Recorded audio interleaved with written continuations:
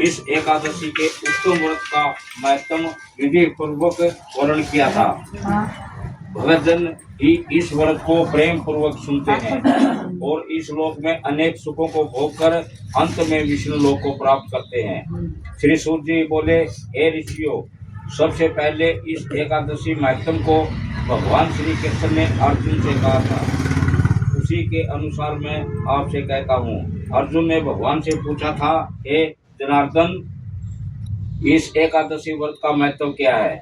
इस व्रत के करने से क्या पुण्य मिलता है और इसकी विधि क्या है? सो आप मुझसे कहिए। ऐसा सुनकर भगवान कृष्ण ने कहा, हे अर्जुन, सबसे पहले हेमंत ऋतु में मार्गशीर्ष मास में कृष्ण पक्ष की एकादशी का व्रत करना चाहिए। दशमी की शाम को दातुन करना चाहिए और रात को भोजन नहीं करना चाहिए। एकादशी को सुबह संकल्प नियम के अनुसार कार्य करना चाहिए।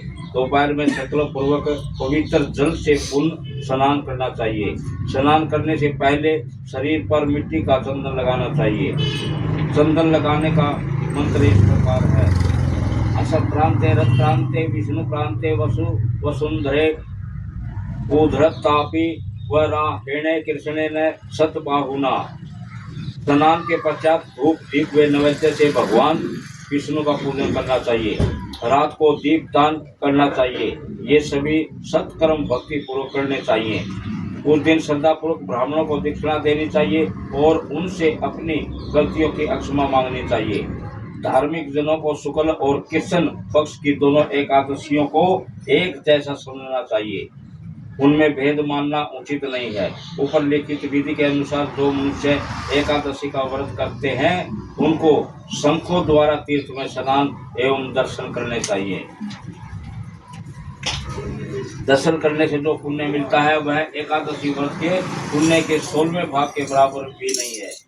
वैदिक योग संक्रांति पूर्व में तथा सूर्य चंद्र ग्रहण में दान देने से और कुरुक्षेत्र में स्नान करने से जो पुण्य प्राप्त होता है वही पुण्य मनुष्य को एकादशी का व्रत करने से प्राप्त होता है। जो फल वेद पाठी ब्राह्मण को 1000 गो दान करने से मिलता है उससे 10 गुना अधिक पुण्य एकादशी का व्रत करने से मिलता है।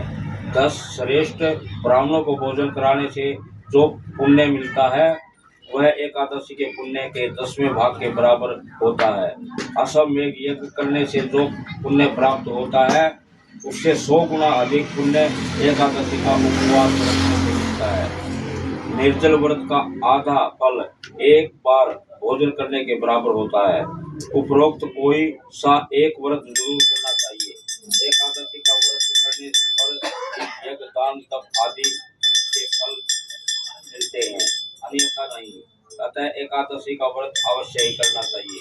इस व्रत में शंख से जल नहीं पीना चाहिए।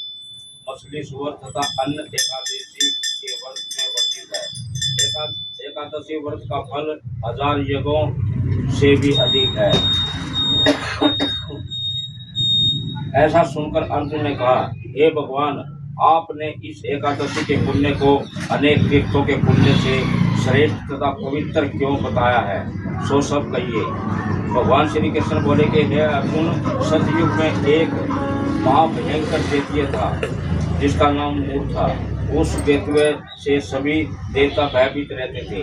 दैत्य इंद्र आदि देवताओं को जीतकर उन्हें उनके स्थान से गिरा दिया करता था।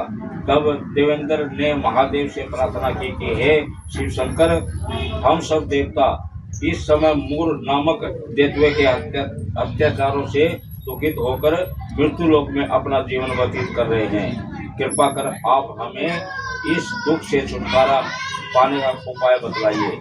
भगवान शंकर बोले कि हे देवेंद्र, आप भगवान विष्णु के पास जाइए। इंद्र तथा अन्य देवता महादेव के वचनों को सुनकर अक्षीर सागर गए, जहाँ भगवान विष्णु शेष शैया पर शयन कर रहे थे। भगवान को शयन करते हुए देखकर देवताओं सहित इंद्र ने उनकी स्तुति की। हे देवताओं के देव, आपको हमारा नमस्कार प्रणाम है। हे दैत्य के सहारक, हे मधुसूदन, आप हमारी रक्षा करें।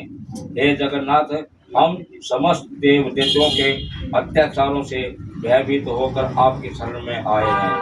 आप ही संसार के कारक और कर्ता हैं। सबके माता पिता हैं, जगत की उत्पत्ति पालन और संहार करता तथा देवताओं की सहायता करने वाला और शांति प्रदान करने वाला है। आकाश पाताल आप ही हैं। तीनों लोगों का पालन करने वाले विष्णु, सूर्य, चंद्र, अग्नि, हव्य, समरण, मंत्र, यजमान, यज्ञ कर्म आदि आप ही हैं। हे विष्णु, हम समस्त दैत्यों के भयभीत होकर आपकी शरण में आए हैं। दैत्यों ने हमें स्वर्ग से निकाल दिया है और हम सब देवता पृथ्वी पर विचरण कर रहे हैं। अब आप हमारी रक्षा कीजिए। देवताओं की इस करुणापूर्वक वाणी को सुनकर भगवान श्री विष्णु बोले, हे देवताओं, वह कौन सा दैत्य है जिसने सभी देवताओं को जीत लिया है? भगवान के करुणामय वचनों को सुनकर इंद्र बोले, हे भगवान, प्राचीन समय में नाड़ी जंग नाम का एक दैत्य था। उस दैत्य की ब्रह्मा वंश से उत्पत्ति हुई थी। उसी दैत्य के पुत्र का नाम मूर है। उसकी राजधानी चंद्रावती है। उस चंद्रावती नगरी में रहने वाले मूर नामक दैत्य ने समस्त विश्व को जीत लिया है और सब देवताओं को देवलोक से निकालकर इंद्र, अग्नि, यम, वरुण, चंद्रमा, सूर्य आदि लोकपाल बनाए हैं। वह समय सूर्य बनकर पृथ्वी को तपाता है और समय मेघ बनकर जल की वर्षा करता है। अतः आप उस बलशाली भयानक दैत्य को मारकर सब देवताओं की रक्षा करें। इंद्र के वचन सुनकर श्री विष्णु भगवान बोले, हे देवताओं, मैं तुम्हारे शत्रुओं का शीघ्र संहार करूंगा। अब आप सब चंद्रावती नगरी को जाइए। इस प्रकार भगवान विष्णु देवताओं के साथ चल दिए। उस समय दैत्यपति मूर अनेकों दैत्यों के साथ युद्ध भूमि में गरज रहा था। युद्ध प्रारंभ होने के पर असंख्य दानव अनेकों अस्त्र शस्त्र धारण कर देवताओं से युद्ध करने लगे,